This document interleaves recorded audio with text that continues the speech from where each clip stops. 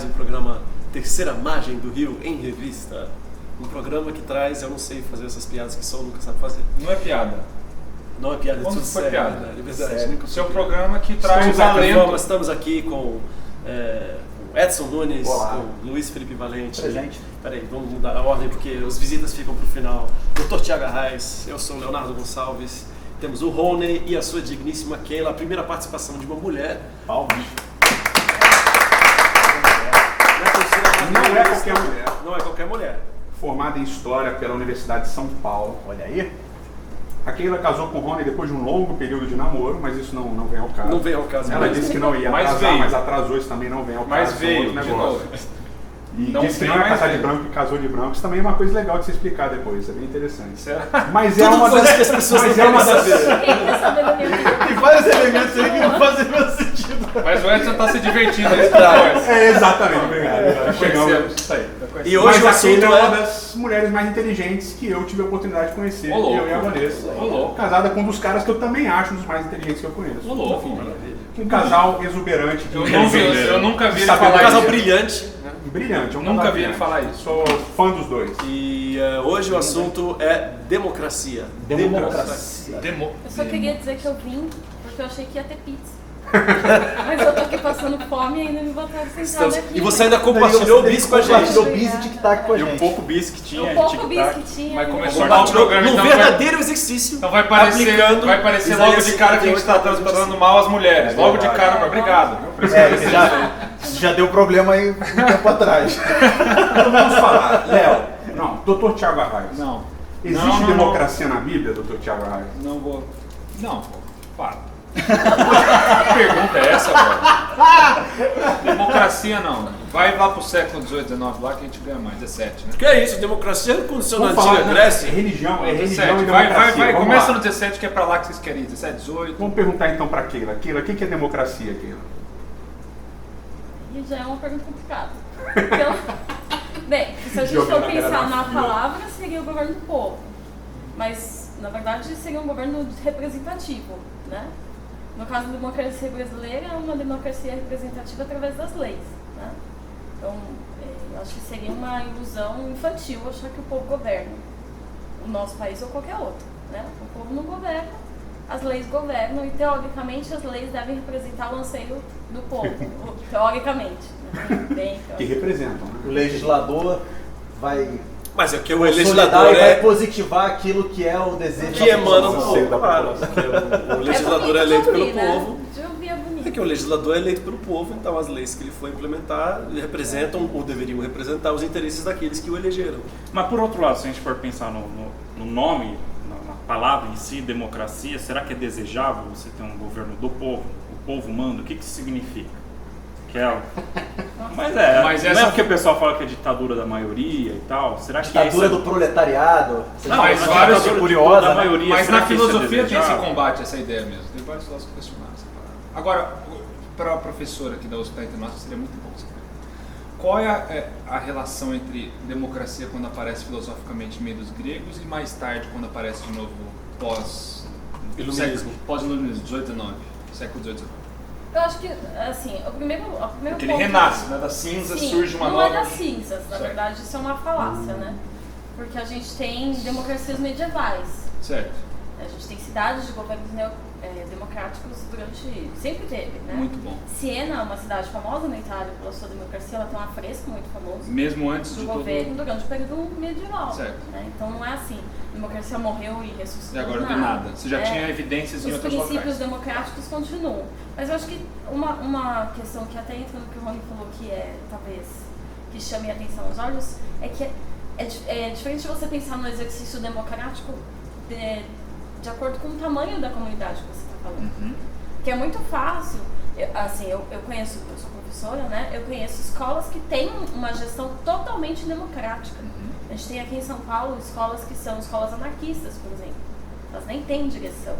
Mas uma coisa é você pensar na democracia para os gregos, pensando nas cidades gregas num tamanho bastante Mais reduzido, limitado, e a gente pensar numa democracia brasileira, que é um Certo. país com uma 200 população... milhões. Então seria essa a bastante principal Eu diferença.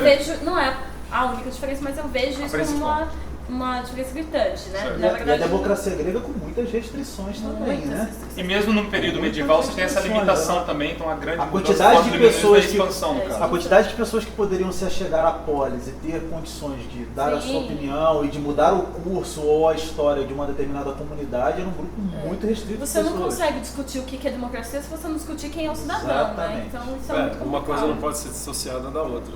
Uma coisa engraçada, só uma coisa que eu adoro comentar sempre, as mulheres do Suíça é um país, né? Um país europeu, um país, né, tido como um país moderno e tal.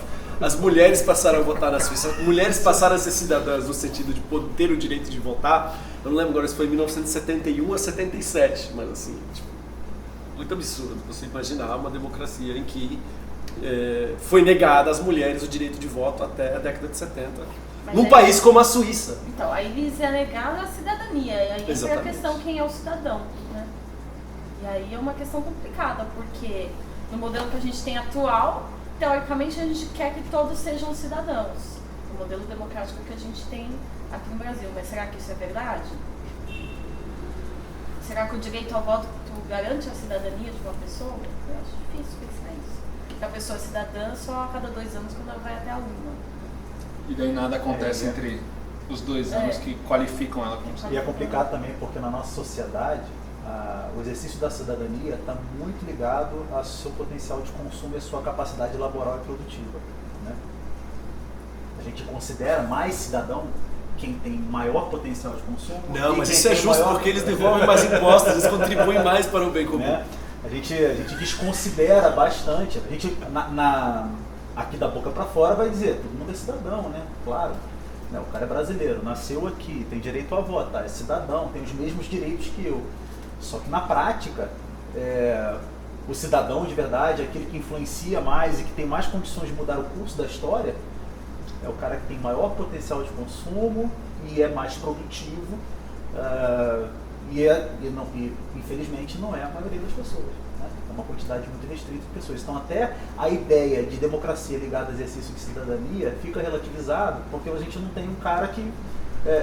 não é todo mundo que tem condições de mudar o curso da história. Não é todo mundo. E aí a gente...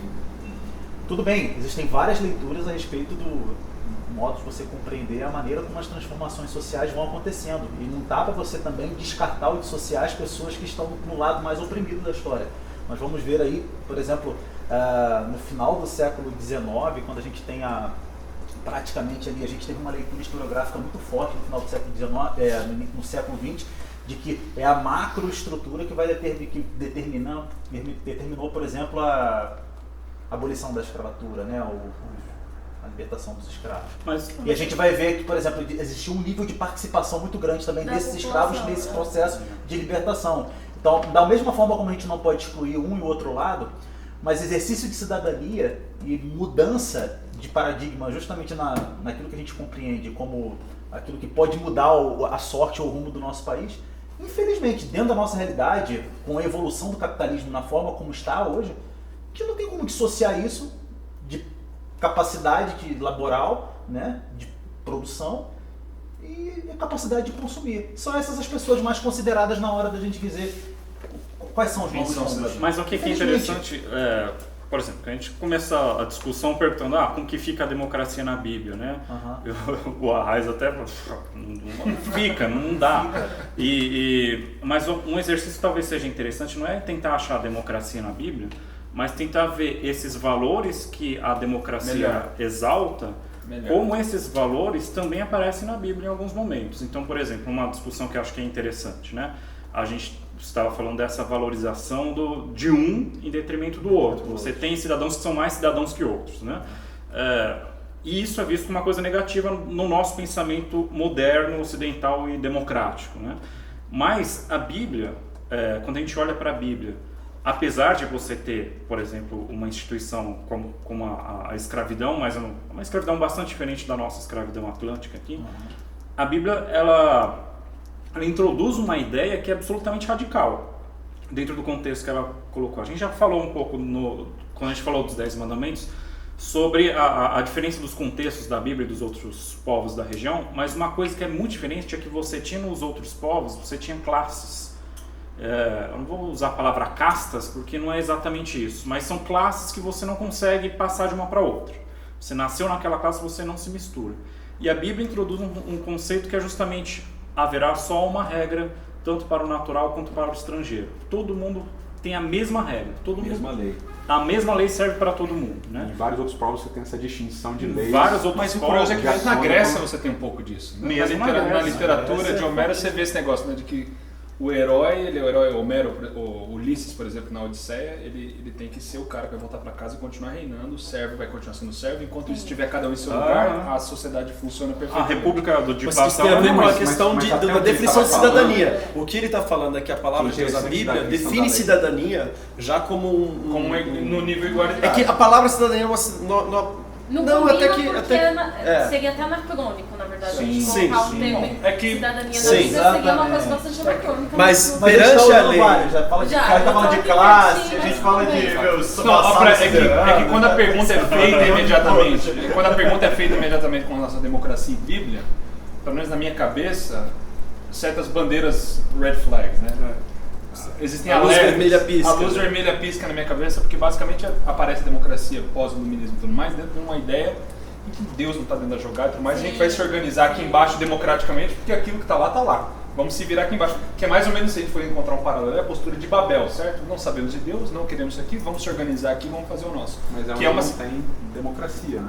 Como é que é? É onde você não tem a ideia de igualdade entre as pessoas, é o que o Bonnie estava falando. Você não tem, mas essa é a ideia, de que da ausência de Deus... Da ausência de Deus, mas não dos valores que a gente... Não, existe, então, por isso que tem que ser um duplo sentido. Você tem a democracia no sentido negativo, que é a divisão de castas, mas você tem certos valores na democracia que são compatíveis com o que a Bíblia está querendo. Porque no final das contas, qual é o grande valor da democracia? O grande valor, pelo menos da forma como eu enxergo, é a capacidade que você vai ter ou não de determinar o rumo do teu futuro.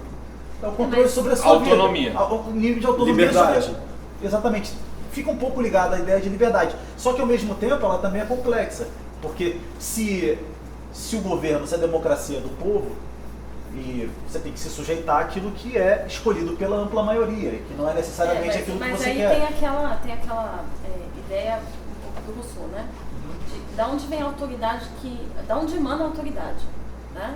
Então, no modelo de monarquia, por exemplo, a autoridade ela emana de Deus. E a autoridade de Deus, ela incide diretamente sobre o rei. Por isso que a figura do rei não é questionada. Porque a figura do rei, ele representa a autoridade que vem de Deus. O que é quebrado durante a modernidade. Deus. O modelo democrático é diferente. Mesmo que você coloque Deus, você reconhece que a autoridade de Deus incide sobre o povo e não sobre o rei. E por isso, aí entra toda a complexidade da nossa democracia. Da voz do povo ser a voz de Deus, no caso. Moderna. Porque se a autoridade incide sobre o povo, como é que o povo coloca essa autoridade? No modelo de democracia representativa que é o nosso, essa autoridade, a gente abre mão dessa autoridade. Quando a gente elege alguém. Fica diluída, né? E ao mesmo tempo em que a autoridade vai até a eleição, no caso, aí o outro representa. Porque quando você abre mão da sua autoridade, necessariamente você também abre mão de um pouco da sua liberdade. Na verdade, fazer parte de uma sociedade já é abrir mão da sua liberdade. Mas aqui é interessante, voltando de novo para os exemplos bíblicos, tentando comparar com esses valores, é que mesmo essa monarquia em que o rei era uma autoridade divina, a gente tem na Bíblia a instituição da monarquia, apesar de ser uma ideia que não partiu de Deus, né, parte do povo, existe até um certo desconforto no começo, uma certa resistência. Deus, ele admite a figura do rei, mas mesmo assim, a gente tem uma figura, que é a figura do profeta, que ele está sempre fazendo uma contraposição à figura do rei. O rei começa a fazer besteira, vai lá o profeta, sai lá dos quintos, vai lá na cara do rei e fala, isso aí está errado. E dentro da literatura bíblica, o profeta, ele é o herói da história, e não o rei que estava fazendo errado. E ele é completamente independente, né? Ele é símbolo de liberdade, Eu acho interessante isso, porque uma coisa que sempre falam... Normalmente os livros... Normalmente é o que acontece com os livros. Que perverte a mente dos cidadãos. Os que não tem nenhuma estrutura que os proteja, aparatos... Mas o que eu acho legal nisso é porque um pensamento que é assim... muito lugar comum hoje em dia, é que a Bíblia é um livro criado para você controlar o povo. Porque a religião controla o povo. Mas, cara, quando você abre a Bíblia... Isso não acontece hoje, mano. Não, mas o que é interessante é quando você abre a Bíblia, ela era um elemento subversivo dentro da sociedade. Contracultural. Porque o rei não conseguia controlar as coisas quando entrava o elemento espiritual na parada. Porque não conseguia controlar o profeta. Certo. Quando entrava a religião na parada, o rei perdia o controle. É o contrário. O que é base... É o Saul que tenta controlar Deus na batalha e ele não consegue. E a mesma coisa que acontece na Reforma Protestante, no caso, né? Quando a gente vê ali alguns, pelo menos, historiadores e teólogos, eles veem que o efeito borboleta que desencadeia na modernidade, no iluminismo e tudo mais, acontece na Reforma. Quando Martinho Lutero levanta a Bíblia, está escrito, e é aqui que eu fico, contrário à hierarquia, ao poder que é dado à figura da igreja e tudo mais, começa a questionar ali, sem entender, é claro, as reverberações históricas e tudo mais, que resultariam em tudo isso. E a gente precisa também, né, celebrando, é claro, os 500 anos da Reforma. sem acabar com a celebração de ninguém, mas assim, a reforma aconteceu no século XV porque, no XVI, da maneira com que aconteceu, porque havia muitos interesses políticos por parte de muitas pessoas que se aproveitaram de que surgir, né, do fato de ter surgido, da mesma maneira que no século XIV João Hus estava representando um desejo. A gente está voltando aqui à gravação que acabou a bateria, que ninguém que entende a parte tecnológica e eu que estou responsável também não entendo. Então esqueci de checar se a bateria estava cheia ou não estava cheia. Continua. E a última coisa que eu falei foi a respeito tá falando de alguma coisa dos interesses boêmios, nacionalistas, que se nem aproveitaram das tudo acontece ideias por causa de religiosas. ideologia. Falei também da Mas tem que reforma, tomar cuidado hoje aqui. da reforma. Que a professora da USP está aqui Eu não para tô checar passando. todas as necessidades.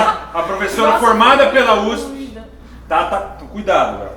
Você vê, Léo, a grande... Eu tô tomando vários cuidados, que várias coisas eu já não falei. Pois é, Falei, não, eu tô isso quieto aqui agora. Mas começou Você sem tá tomar falando cuidado, falar. né? Já tomou uma no Mas início. enfim, tá tudo certo. A gente está querendo conduzir a conversa agora um pouquinho mais. A gente está querendo conduzir a conversa agora um Tá pouco. falando Tem de um texto Traz pra hoje. interessante. Traz pra Vai lá, Léo, olha, É, texto Interessante que Mas que cuidado. ela pode comentar depois. Tá E o vendo? Rony também. Tá O tendo casal cuidado. convidado, né? O Casal casal convidado. convidado. Que é a questão da revolta de Coré Datém Abirão, né? Moisés é o líder, Deus instituiu, Moisés está guiando o povo para a terra prometida e tal. E aí eles vão agora ter que andar 40 anos no deserto, por causa daquela questão dos espias, etc e tal. E em determinado momento, Coré Datém Abirão e o grupo deles lá resolve que não vai mais andar, que não vai mais acompanhar o povo. E Moisés vai falar com eles e eles... Né, Coré lhe dá uma frase assim bem bonita, né? Assim, basta! Bonito, né? palavra de ordem, né, mano? Basta! Basta. Bonito. O cara subiu no palanque, basta, né? Até Fora Temer! toda a congregação. Deixa eu continuar aqui. Toda a congregação é santa. Cada um deles é santo. E o Senhor está no meio deles. Porque você, Moisés, se exalta sobre a congregação do Senhor. Então todos são santos. O povo é santo. O povo recebe essa legitimidade, né? E aí, Kila? Democracia, poder Democracia, do é povo. o poder do povo. Coré está reclamando de Moisés querer mandar, dizendo, não, o povo todo é santo. Por que você quer mandar na gente?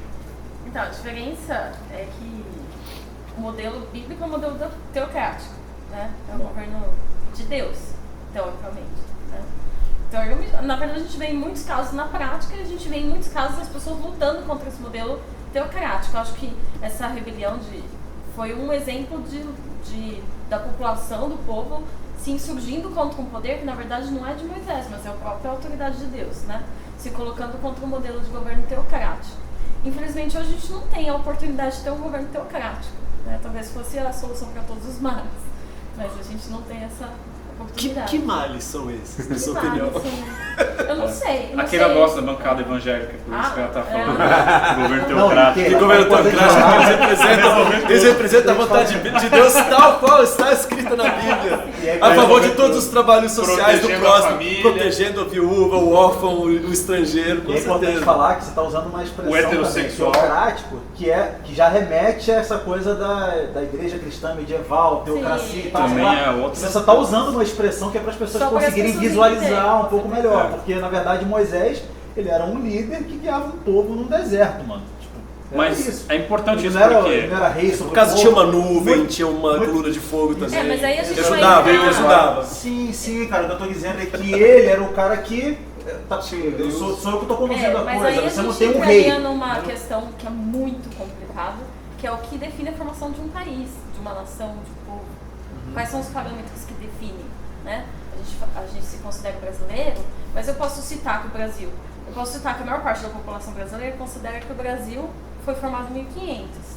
Mas eu posso dizer que parte da população vai dizer que foi em 1532, quando foi fundada a primeira vila. Mas os historiadores vão discordar absolutamente. E muitos deles vão falar que o Brasil se forma a partir de 1808, porque são estabelecidas as primeiras leis específicas. E há quem diga que não, só a partir de 22, que é a primeira Constituição. E há quem diga que só a partir... Não, 22 é a independência, a primeira Constituição é 24. 822, é 24 isso, perdão. Cara, hoje tá difícil. Pessoal, continua. Viu por que a gente não traz mulher pro debate? Agora tá claro. A gente fica sendo corrigido. Porque a gente é tudo idiota e burro. A gente não sabe o que está acontecendo aqui nunca. E finalmente vem a voz do Senhor representativo em nosso meio para trazer a revelação. Através da sua serva. Só para mostrar como a política de cotas dá certo. Tá vendo? Caraca! Já fui pra outra. Não tem pra onde correr. Não, isso é ideológico.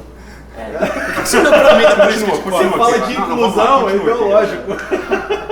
É muito difícil você definir os limites da formação de uma nação. Isso é muito complicado, né? E no caso da nação de Israel, qual é o limite? A gente poderia dizer que é o Código de Leis, provavelmente, mas será que não é quando eles saem do Egito? Será que não é quando eles conquistam a terra e a terra é dividida e eles tomam realmente posse do território nacional? Porque se a gente colocar, por exemplo... Você é quando chega o rei? Isso. Porque se a gente colocar, por exemplo, a formação da nação de Israel com as leis, que seria bastante razoável, é uma nação sem terra. Será que existe uma nação que está dissociada do território em que ela vive? Então, são todas questões muito complexas, né? De uma forma ou de outra, a forma de governo não é a mesma forma de governo nossa, né? Uma forma de governo onde a autoridade é a autoridade de Deus, e por isso ela é inquestionável, né? Questionar a Deus seria algo impensável. Né? Mas eu acho que o que entra aí também é o seguinte, desculpa que é o se eu estiver errado. Que é o que foi feito nesse texto que você leu. O questionamento é a Deus, não é a Moisés. Exato, mas o ponto é, Moisés também, ele não tinha escolha. Porque ele não escolheu ser governador, entre aspas. Ele não decidiu liderar o povo. Deus colocou ele naquele papel e ele vai seguir e acabou. E o povo vai aceitar a liderança dele e acabou. Porque Deus é ele que está liderando, né? Então entra uma outra questão, que a gente estava falando de quais são os paralelos dos valores democráticos que tem na Bíblia. Aí está um valor democrático que não está na Bíblia. Na Bíblia, quando Deus definiu algo, meu amigo, a tua vontade acabou. Eu discordo radicalmente, já tivemos essa discussão no programa, mas vamos deixar continuar. Radicalmente, mas vamos deixar continuar. Porque a gente já teve essa discussão paralela, e eu entendo o que você está dizendo, e de fato tem essa dimensão de que quando você entra dentro do negócio, Deus tem os seus propósitos. Mas na organização do povo, por exemplo, isso não acontece? Por exemplo, em qualquer aspecto sempre tem liberdade. Mas tem uma coisa aqui que é muito legal, que está relacionado com os programas que a gente gravou. Porque ao mesmo tempo em que você tem essa autoridade divina exercida o tempo inteiro sobre o povo, inclusive ele mesmo dizendo aquilo que ele quer, você tem ainda um espaço do povo ou do próprio líder para razoar com Deus. Sim, que é um negócio que já mostra do povo é o caso das filhas de Zelofeade. Várias vezes. Mas você tem o próprio Moisés. Fala de Deus, fala assim, vou acabar com esse povo, ele fala assim, ministro e tal, não faz isso. Pronto, Moisés, se fosse verdade essa questão, por exemplo, Deus quando ele fala, olha, eu quero apagar o povo e restabelecer contigo, ele não teria autonomia de falar, peraí. Não, mas ali é um convite. Mas não, cara, tem liberdade. Tem liberdade.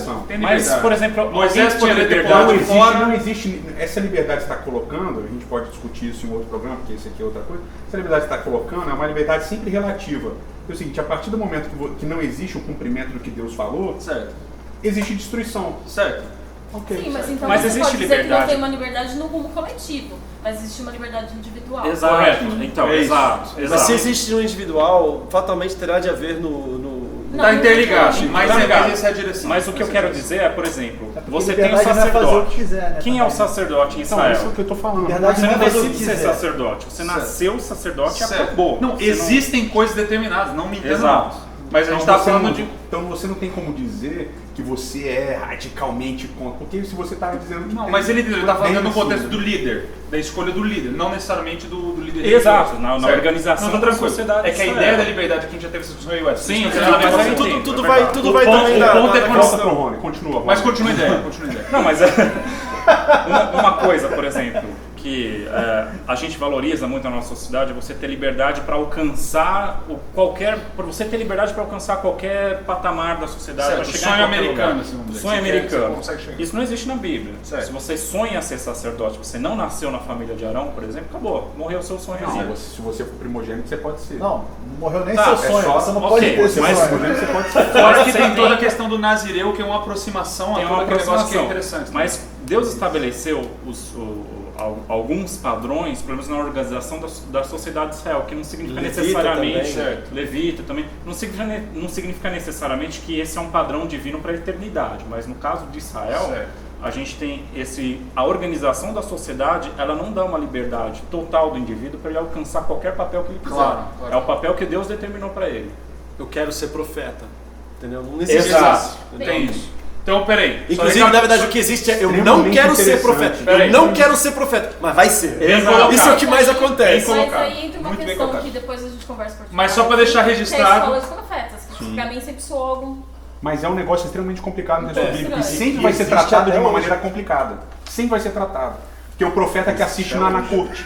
E esse profeta que assiste na corte, ele é sempre pintado com cores levemente negativas. Certo. Sempre. Porque ele concorda com o rei. E Jeremias destrói esses caras. Tem ligações políticas e tudo Ele mais. Não só Destrói, Jeremias, agora- Micaías. Só pra deixar claro que depois dessa bela fala do Rony, eu não discordo radicalmente. É bem pouquinho, parceiro. É um ponto, a gente discorda em um ponto. É data Tá, velha, mas vamos, a gente, data mas, velha. gente, Mas vamos falar, mas é que- vamos falar um a gente pouco discorda, mas é mais do complexo Estado que democrático. É que depois da discussão minha com ela, a gente descobriu exatamente isso. Que no final Então, são mas nuances. é aí que a gente traz uma outra questão.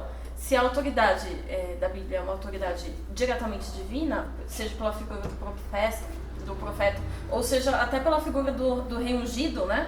Porque o rei que é ungido quer dizer que a autoridade que é depositada nele é uma autoridade que não vem dele. Certo, Sim. certo. E aí a gente se questiona onde repousa a autoridade na nossa própria sociedade. Porque essa autoridade não é uma autoridade Não é diretamente derivada, no caso, de divina. alguma divindade. No Brasil nós temos um Autoridade Estado não é democrático. Porque não é de Deus, porque nós não vivemos numa teocracia. Mas também não é do povo, porque o próprio povo não tem condições de determinar todos os rumos, Então, uma vez que há teoricamente- uma falência do próprio Sim, mas sistema. teoricamente, por se Entendeu? tratar de um Estado democrático e de direito, são as leis que regem. O que é, entre aspas, o deveria ser soberano, o que deveria ser soberano é a lei, E ela- certo? Aham, mas olha uma coisa legal, o pessoal sempre que usa textos Então, eu bíblicos, tava marcando Esse é um pela conceito filmagem. dispositivista também, né? Eu sei que Essa falta é tipo mais uns da 3 Bíblia, minutos. que o pessoal sempre usa textos bíblicos falando, olha, você não pode questionar a autoridade. Usa Sim. aqueles textos de Paulo e tal. Sim, mas é a questão, a autoridade de Deus, né? Não, mas a Dos mesma textos autoridade Ele está humana. falando da Ah, sim. autoridade Quando temporal, fala- no caso de É, Paulo. mas o que é interessante é o que é autoridade hoje. Por exemplo, quando você questiona um político e está roubando, você não pode, porque Paulo falou para não questionar a autoridade. Mas a autoridade não é o político. A autoridade é a lei. A autoridade máxima da nossa sociedade não é pessoal, não são as pessoas, mas é a lei máxima do país, que é a Constituição. Então, se o cara está quebrando a lei, quando você vai e se vira contra aquele político, se manifesta contra aquele político, na verdade você está indo a favor da autoridade, não contra ela. Né? E aí Ou a gente juiz, entra- Muito interessante. A gente percebe que a nossa sociedade ela tem uma crise. E é uma crise. A crise que a gente vive, democrática, ela não é necessariamente só democrática, ela é uma crise social que está ligada à autoridade da lei. Na verdade, são duas crises. Uma crise legal, porque as leis não representam mais os anseios da sociedade, mas também é uma crise de autoridade. Que é uma crise Porque de a lei autoridade não é regular. cumprida também, de Na qualquer verdade, forma. já se fala de crise de autoridade desde que se analisa os totalitarismos, né? E aí você pensa, e assim, socialmente você vê a crise da autoridade. Você percebe que a gente tem uma Em todos os níveis. em né? todos todos os os níveis de Dentro da reconhecimento sala de da aula. autoridade. E eu não digo de autoridade no sentido de autoritarismo, porque por incrível que pareça, ser autoritário também é uma crise de autoridade. Porque a autoridade não precisa claro. de autoritarismo. Ser imposta, né? Ser imposta, né? Quando ela é imposta porque ela não existe. É porque ela não existe. Então, como é que fica a nossa sociedade no sentido em que a autoridade do governo, a legitimidade do governo ela é questionada por essa falta de autoridade, uma verdadeira autoridade. Algo externo. É. Até das leis. A autoridade das leis mesmo se perde. Mas justamente porque elas Elas não são aplicadas, ou porque não representam, ou também porque não são aplicadas. São aplicadas de maneira Mas as leis, mesmo as leis que representam anseios sociais, elas sofrem com essa crise de autoridade, mesmo que representem anseios da sociedade, que sejam legitimamente representativas. Por exemplo, todo mundo sabe que beber e dirigir não é uma boa ideia, e a lei proíbe beber e dirigir, mas mesmo assim as pessoas bebem e dirigem. Então, a crise não é legal, a crise é da autoridade da lei, né, da aplicação da lei. E aí a solução para isso, se vocês souberem... Mas isso é uma coisa que a gente tem já na Bíblia, né? A crise não é da lei, mas é da autoridade da lei. Quando você tem um desprezo pela autoridade da lei, você tem uma série de problemas acontecendo em Israel e no texto bíblico inteiro. Eu acho que o que fica, né, o que deveria ficar, e talvez seja a última fala de todos aí, para a gente concluir, porque eu acho que já terminou o nosso tempo, mas é que essa discussão, e já fomos acusados de sermos de esquerda, né? Porque valorizamos o próximo, etc e tal. Mas eu acho que você fica... Peraí, ao você dizer isso, você está dizendo que a esquerda tem o direito sobre o cuidado do próximo. Então, isso não é verdade. Não agrava é direito a última fala. Não agrava a última fala. Mas é um... A esquerda não tem a prerrogativa da bondade. Né? Mas é um aspecto interessante que o nosso posicionamento não tem a ver com direita, com esquerda. O nosso posicionamento tem a ver com a observação da sociedade a partir de uma leitura bíblica, de uma leitura baseada em valores bíblicos, e que a gente percebe que a sociedade não é o PT, não é o PSDB, não é o PMDB, não é o PSC, não são os partidos, não são as pessoas, mas existe uma crise da democracia que tem a ver com a crise das pessoas em relação à autoridade da lei. E isso, obviamente, deságua na religião e deságua na própria Bíblia, na autoridade da Bíblia e tal. Então esse programa tem a ver com isso. A gente vive uma crise. É uma crise institucional, uma crise, a gente pode nomear vários... As pessoas não querem mais serem representadas. Elas não querem mais que ninguém as represente. Nós vivemos num tempo em que aí existe uma discussão grande em relação a isso, do porquê que isso acontece. Uns vão dizer que é por causa da velocidade da informação, do nível de participação que as pessoas têm hoje, de se manifestar e tal, querem ter.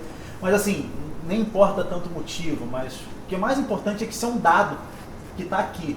As pessoas não aceitam mais que alguém diga o que é melhor para ela em seu lugar. Esse é um problema.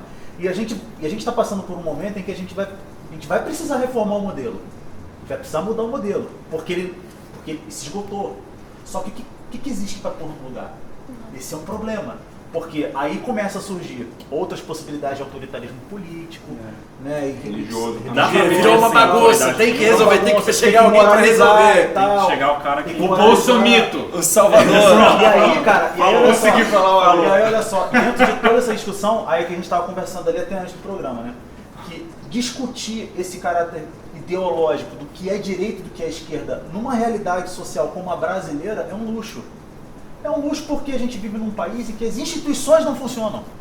Não funcionam. Mas eu acho que elas estão contaminadas de interesses de grupos específicos. Então, quando você não tem um lugar onde a instituição não funciona, você discute questão ideológica, o cara é mais de direita ou o cara é mais de esquerda, quando nem se sabe exatamente o que é ser de direita e o que é esquerda, a população de uma maneira geral, é um luxo. Mas acho que o ponto foi o que você começou a sua fala. A gente vive numa crise que é a crise das pessoas. E essa crise das pessoas, na nossa modesta concepção, ela só tem uma solução, que é buscar uma outra autoridade, né? Então, às vezes, uma autoridade externa, que na nossa concepção é a autoridade bíblica. É isso, gente. É isso. Assim encerramos mais um Terceira Margem do Rio em Revista. Nos vemos semana que vem. Um abraço.